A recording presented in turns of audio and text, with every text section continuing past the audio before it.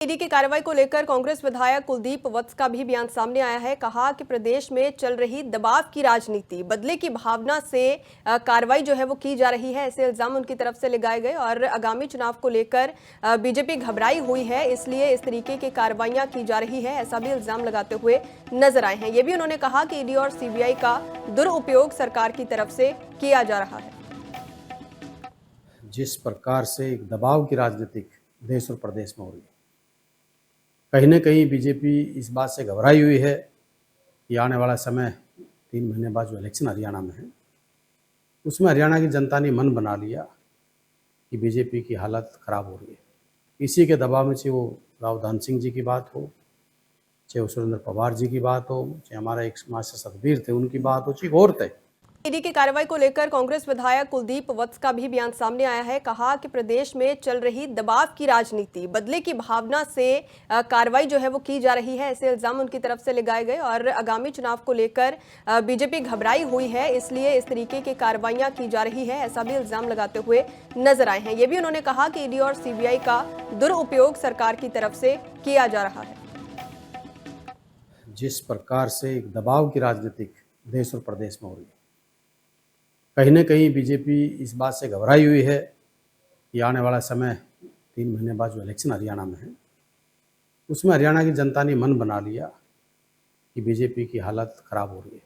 इसी के दबाव में चाहे वो राव धन सिंह जी की बात हो, चाहे वो सुरेंद्र पवार जी की बात हो, चाहे हमारा एक समाज से सतबीर थे उनकी बात हो, चाहे और थे।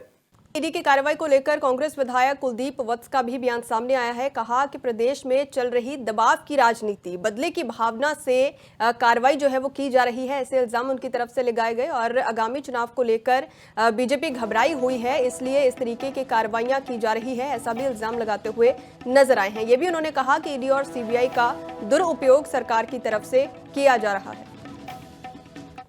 जिस प्रकार से एक दबाव की राजनीति देश और प्रदेश में हो रही है,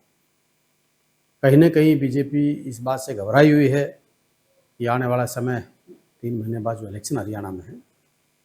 उसमें हरियाणा की जनता ने मन बना लिया कि बीजेपी की हालत ख़राब हो रही है।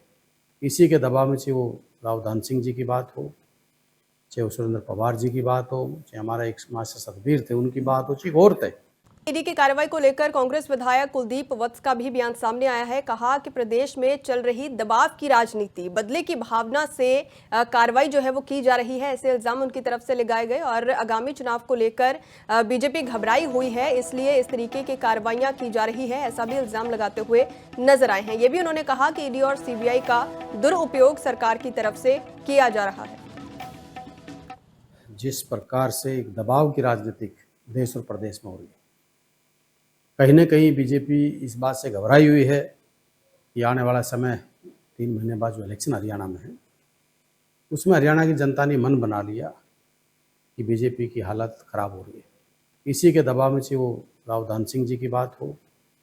चाहे वो सुरेंद्र पवार जी की बात हो, चाहे हमारा एक समाज से सतबीर थे उनकी बात हो, चाहे और थे।